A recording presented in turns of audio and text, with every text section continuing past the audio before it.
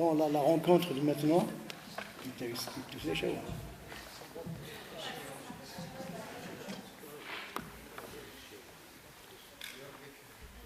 On va parler d'Apulé. Déjà, c'est très plaisant. Je suis heureux de voir qu'il y a des gens qui s'intéressent à Apulé. Parce qu'il y a quelques années, il y a 4 ans, 5 ans à peu près, quand je demande aux gens Apulé, vous connaissez, ils ne connaissent pas, ils ne savent pas qui c'est Apulé. Et j'aurais aimé qu'il y ait des gens qui aient répondu, mais très rarement, mais vraiment rarement, même en France, les gens de chez nous ne connaissent pas Apulé. Ceux qui connaissent Apulé, bien sûr, c'est en Occident, il est très célèbre, il est très connu. Donc, là, on m'a demandé de présenter Apulé. Personnellement, je ne suis ni historien, ni biographe. Donc, qu'est-ce que je vais dire d'Apulé? J'aurais aimé parler, par exemple, des métamorphoses, parler de l'aspect philosophique, de la magie qu'il y a dedans, du merveilleux, de l'écriture elle-même. Faire une analyse ou bien parler de la magie chez lui. Dans Apologie, il a beaucoup parlé de la magie parce qu'il a été accusé, comme on va le voir plus tard, de magie, de sorcellerie. Il s'est défendu. Donc je ne suis pas étonné qu'il y ait maintenant des gens qui le connaissent un peu. Mais il a été longtemps méconnu de partout. J'ai une amie en Tunisie, elle préparait une thèse sur Apulé, à l'époque de Ben Ali. Ils lui ont dit c'est interdit. On ne peut pas évoquer Apulé et faire une thèse sur Apulé. Alors qu'est-ce qu'elle a fait? Elle a tout simplement abandonné les études. C'était sa thèse de doctorat. Elle a préféré ne pas avoir de doctorat que de changer de sujet. Elle a gardé ça jusqu'au bouleversement qu'il y a eu en Tunisie. Elle a pu poursuivre ses études. On lui a accepté enfin cette thèse sur Apulé. Et elle l'a réussi, bien sûr. Ça c'est dire combien Apulé dérangeait tout le monde. Et je vais d'abord faire un petit topo sur le pourquoi. Pourquoi Apulé, il n'est pas connu, ou bien méconnu totalement chez nous.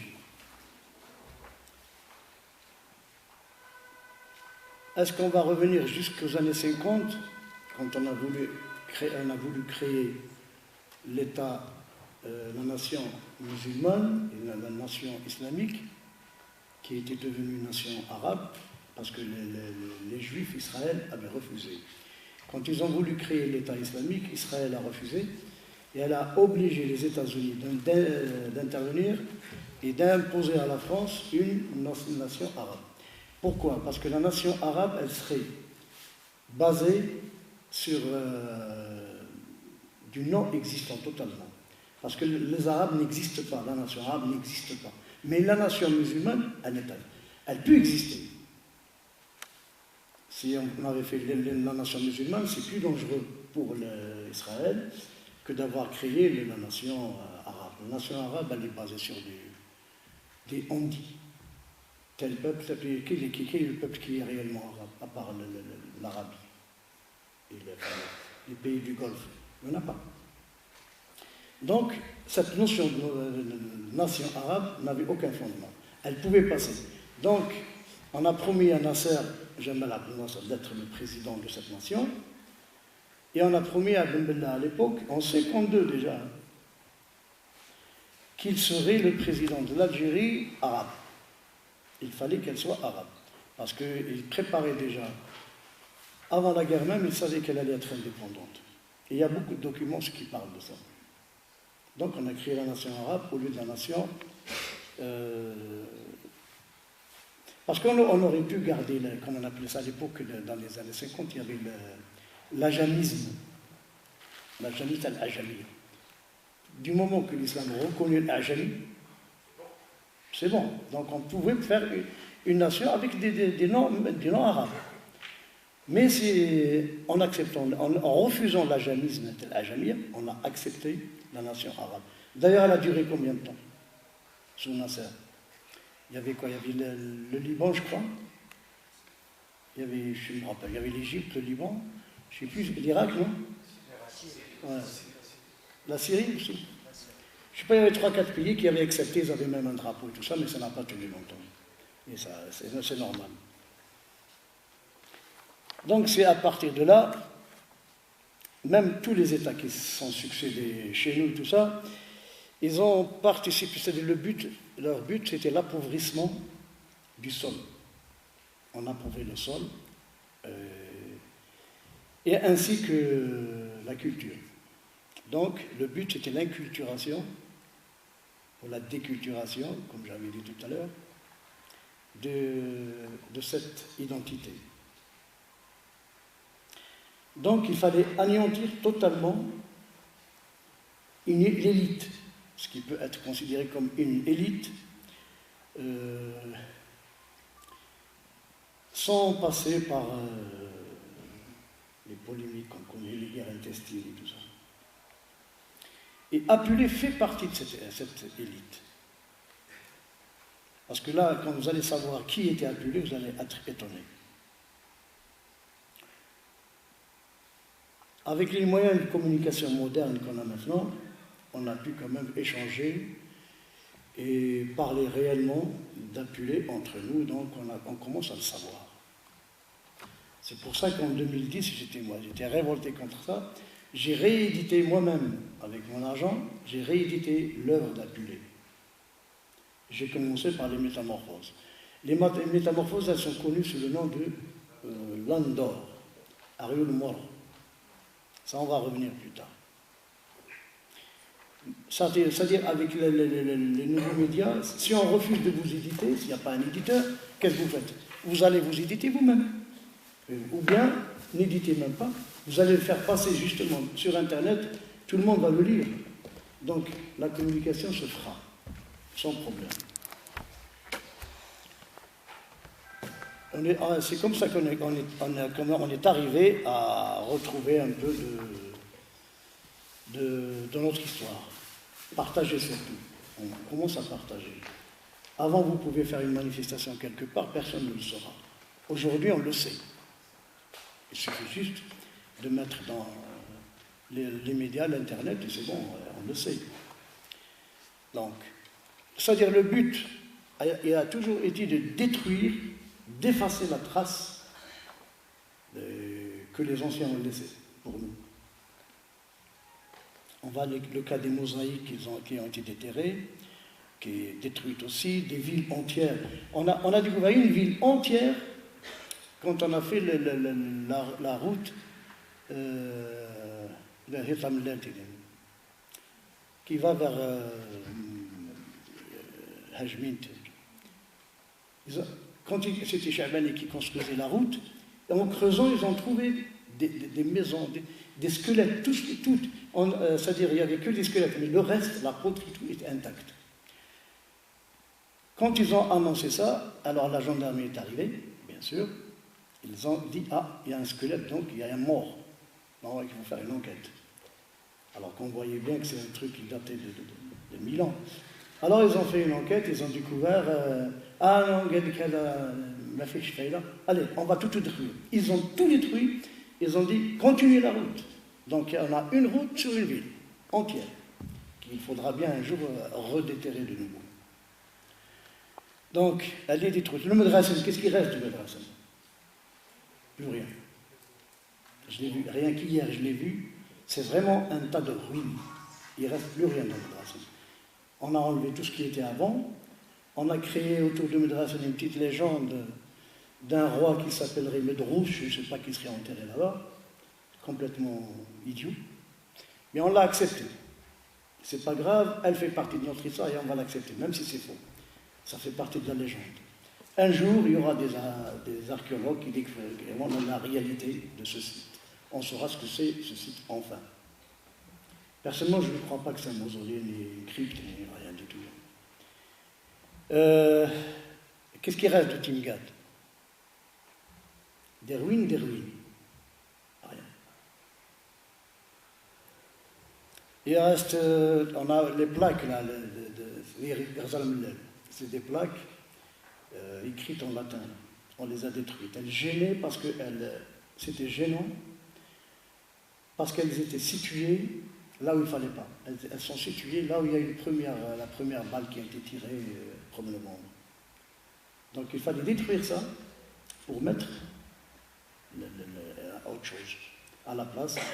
Bon, ils ont mis une plaque, avec des couleurs vert, blanc, rouge. Ils ont reculé un tout petit peu pour faire le grand truc, là, le monument là qu'ils disent, je ne sais pas ce que c'est. Donc là aussi, il y a un esprit de vouloir détruire. Là, par exemple, on nous parle des ruines romaines. Quand je vois à Sajmint, là on appelle le refuge je le mets entre guillemets parce que je ne suis pas d'accord avec ce mot. Le refuge de Kahina, on l'a détruit pratiquement totalement. Qu'est-ce qu'il y reste? Maintenant ils ont mis une plaque, et c'est écrit ruines romaines. Alors qu'en réalité il n'y a pas de ruines romaines du tout chez nous, en Algérie, ça n'existe pas. Il n'y a pas de ruines romaines. Ni Lombez, ni Jvina, ni Tebessel, il n'y a pas de ruines romaines. Ce sont des villes, ou bien d'époque, c'est des ruines d'époque romaine. C'est vrai, c'est l'époque de Rome. Mais ce n'est pas pour autant qu'elle soit romaine.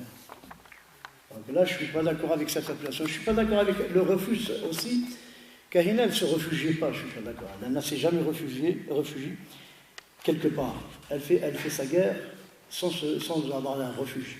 Elle était là-bas parce que beaucoup ont occupé ce lieu. Même Massinissa, quand qu'il devait, avant d'être roi, quand ses cousins lui ont pris le pouvoir et tout, il était venu là-bas. Yabdas, il était là-bas. Takfarinas, il était là-bas. Tout le monde était là-bas. Hajmit, c'était je ne sais pas si vous connaissez, mais il faut voir de ses propres yeux pour voir ce que c'est que ce lieu. C'est un lieu imprenable, impossible de prendre. La France, pour prendre ce lieu, qu'est-ce qu'elle a fait? Elle a ramené des hélicoptères et elle a brûlé tout le haut. Elle a fait sortir comme ça.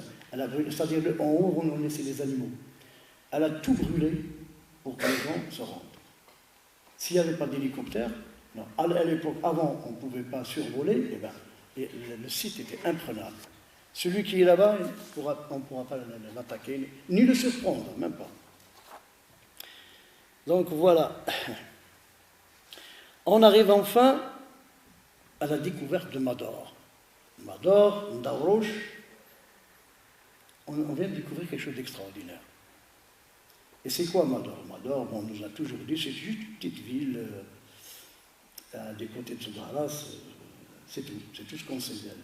On ne sait pas que ce village perdu dans les Aurès était en fait un centre autour duquel tournait le monde entier. On avait une université là-bas. Bon, ils disent que c'est l'une des premières universités de l'humanité. On dit l'une. Moi, je dis la première. Moi, j'ose le dire, je vais le dire. C'est la première université avant celle de Carthage. Parce que si elle était l'une des premières, pourquoi les enfants de Carthage, les enfants de Rome venaient étudier chez nous? Pourquoi? Ça veut dire que cette université, soit elle est plus ancienne, soit elle est déjà mieux cotée. Déjà, on y enseigne la philosophie. Qu'est-ce que la philosophie? C'est toutes les sciences qui puissent exister, c'est de la philosophie à l'époque. Il n'y avait pas... La physique, c'était de la philosophie. Les mathématiques, c'était de la philosophie. Et on sait combien de personnes sont sorties de cette université. Je parle des nôtres. On a eu quoi? On a eu... Attendez, je vais avoir quelques noms ici. Donc il y avait des étudiants... C'est des étudiants en plus qui allaient changer le monde. Ce n'est pas des petits étudiants, c'est des étudiants qui allaient changer le monde. On a eu l'orateur, le grammairien Maxime de Mador, le préféré de Gaïa. Lui, il aime bien Maxime de Mador. C'est un grammairien. On a toujours ces lettres qu'il a adressées à Saint-Augustin, parce que lui, il était athée, au sens vrai du mot. Il correspondait beaucoup avec Saint-Augustin. Donc, on a eu l'astronome Marcianus Capella. Bon, il porte des noms en latin, parce que c'était l'époque, hein, mais ils sont bien de La Roche. Hein. C'est comme nous maintenant, comme on est d'époque arabo-musulmane, on s'appelle Mohamed Ali. Ça ne veut pas dire que nous sommes arabes. Donc, à l'époque, ils avaient des noms latins, mais ça ne voulait pas dire qu'ils sont latins. On a eu le théologien, le plus grand peut-être de tous, que personnellement je n'aime pas, Augustin.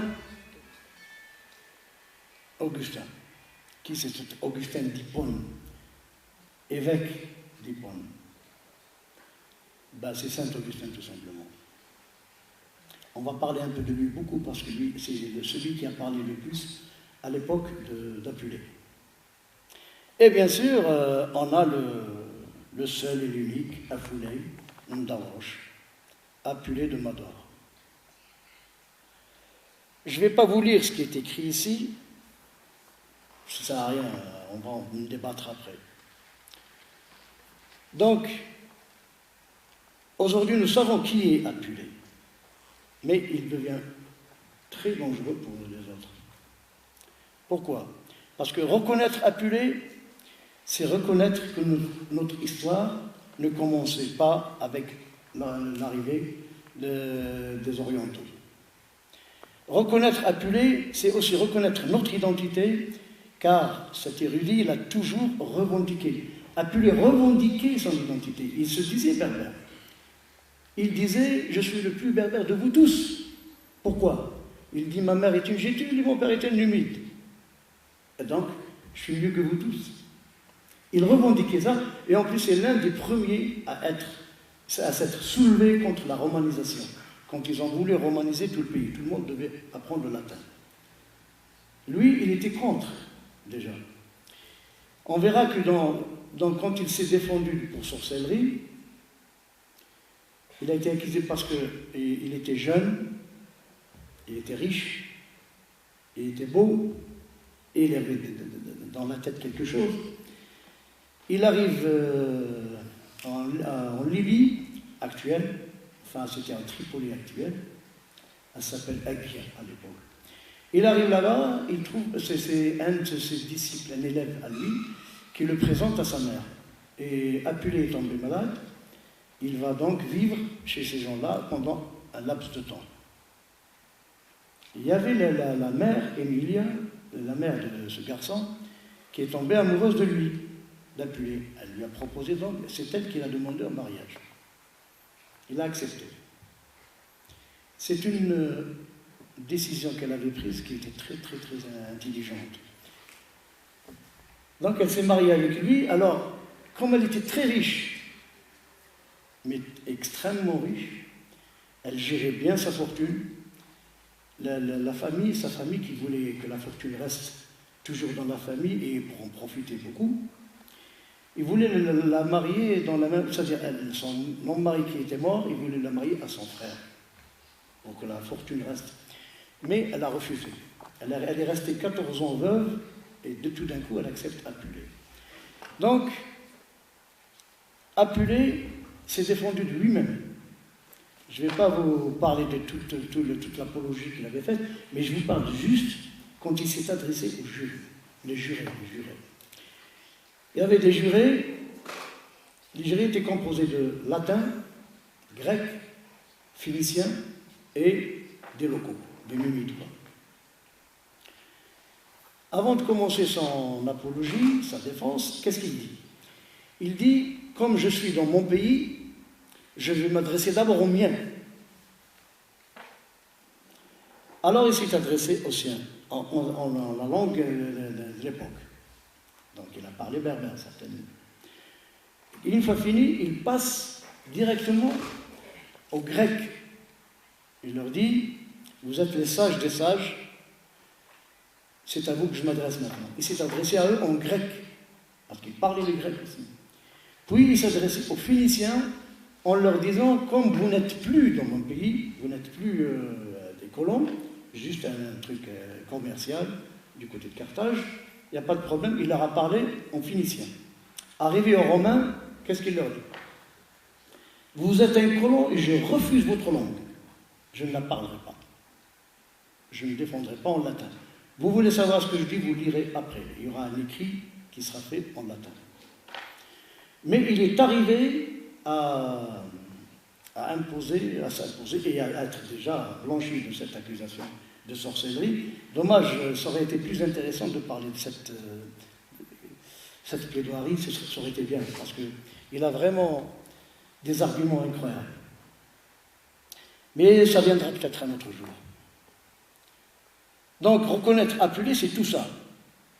C'est reconnaître vraiment cette identité.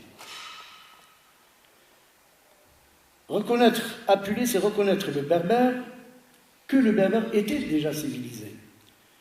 Parce que je ne sais pas si vous avez lu Apulée quelque part, si vous avez lu l'âme d'or du moins, vous allez voir comment il était ce type. Un raffinement incroyable. Vraiment raffiné, civilisé, très instruit. C'est incroyable comment il était. Donc, si lui, il reste et devient un modèle pour nous tous, c'est dangereux. Parce qu'un berbère doit rester toujours un petit sauvage, le sauvage de service. Donc, c'est pour ça qu'on a tout fait pour camoufler l'histoire d'Apulée, pour l'enlever. Alors, qu'est-ce qu'on a d'autre sur Apulée? Et reconnaître Apulée aussi, c'est reconnaître la langue. N'oublions pas, aujourd'hui, actuellement, on a une dizaine de feuilles manuscrites, écrites en Tifinagh, par Apulée lui-même. C'est triste de ne pas les avoir. Moi, j'ai pu avoir quelques copies en allant en Turquie, parce que les Grecs, comme ils aimaient beaucoup, ils vénéraient même Apulée. Ils lui ont élevé une statue à Constantinople. Quand vous voyez les photos, là, il y a une photo d'Apulée que j'avais ramenée de Turquie et je l'ai mise sur Internet, parce que à l'époque, la Constantinople était grecque. Je l'ai mise sur Internet et tout le monde l'a prise, partagée, et après chacun disait que c'était lui, on y va. Il y en a même un qui a pris la photo d'Apulée, il a écrit Jubadou. Et il était complètement à côté de la plaque, mais bon. Mais c'est bien qu'il la revendique, c'est à tout le monde. Mais l'essentiel, c'est qu'on en parle. C'est ça l'essentiel. Donc, reconnaître Apulée, c'est reconnaître sa langue. Est-ce qu'on pouvait reconnaître ça à l'époque? Aujourd'hui, on nous prépare, peut-être j'ai entendu parler d'un séminaire qui va se faire au mois de mai sur Apulée. Ils sont en train de chercher des gens qui peuvent intervenir. Mais bon, qui va intervenir, je ne sais pas.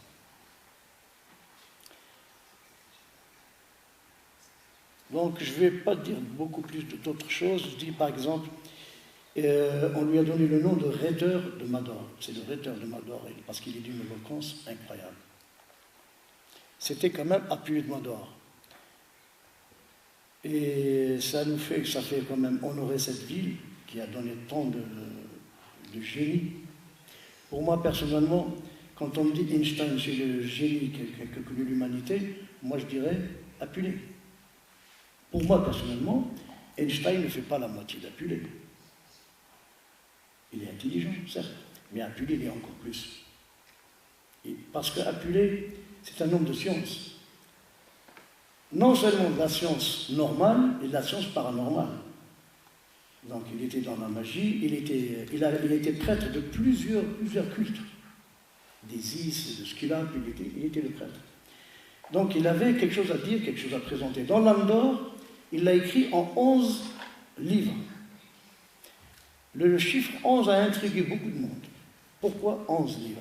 Pourquoi pas 10 et pourquoi pas 12? Parce qu'avant, on écrivait les livres, même Homère, c'était 12. Ou bien on met 10, les Néides, c'est 10. On a de 10 à 12, les livres. Et lui, il a mis 11. Pourquoi? Parce qu'il s'est basé sur le chiffre du recommencement, la pensée de ce qui recommence à chaque fois. Chaque fois, ça recommence. Le 10, on dit qu'il contient tous les chiffres allant de 0 à 10. Le 10, il est composé du 0 et du 10. Qu'est-ce qui vient après? C'est le 11. Donc, c'est un nouveau chiffre qui arrive, qui va redémarrer. C'est le chiffre de l'initiation. chez Isis, ceux qui croyaient, donc dans le temple d'Amon, on croyait à ça, donc c'est le 11.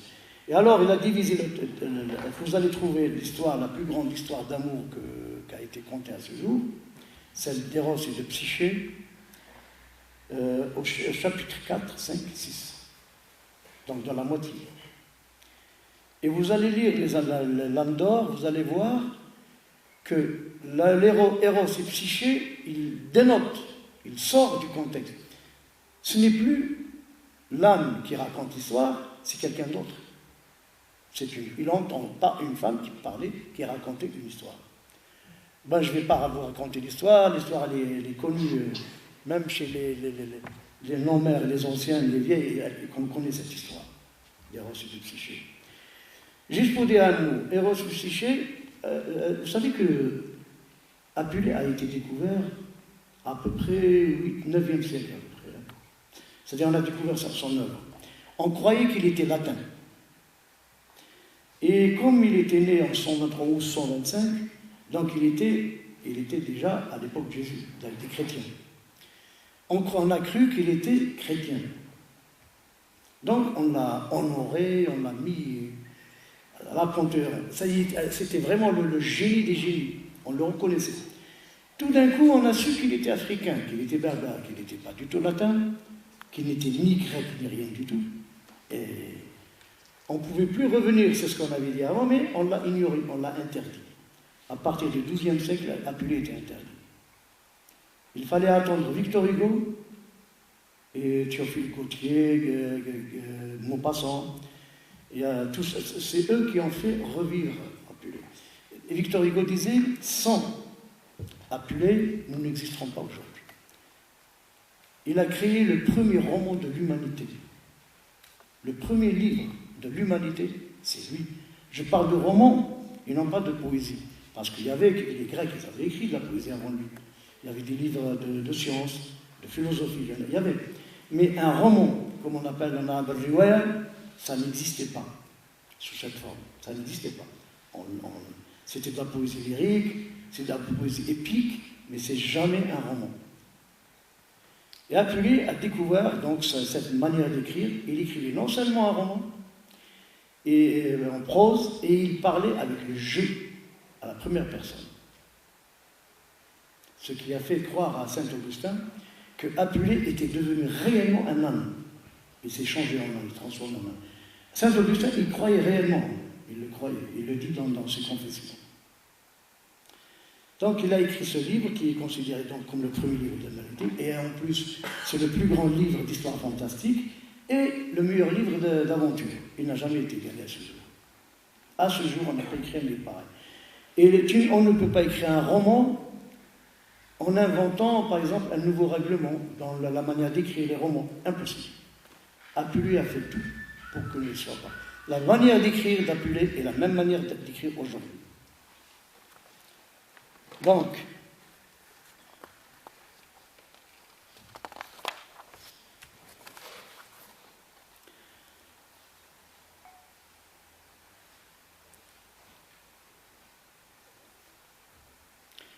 pourquoi on a retenu ce nom d'Apulée?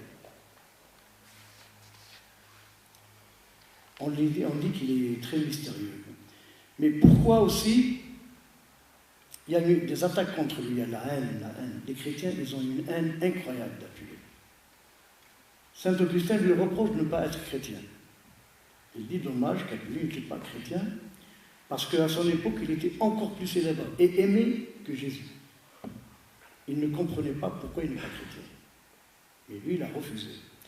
Lui, elle avait dit que pour lui, Dieu doit être mortel et ce doit être une femme. C'est la femme qui donne la naissance au monde, c'est elle la divinité. Là, sa phrase célèbre,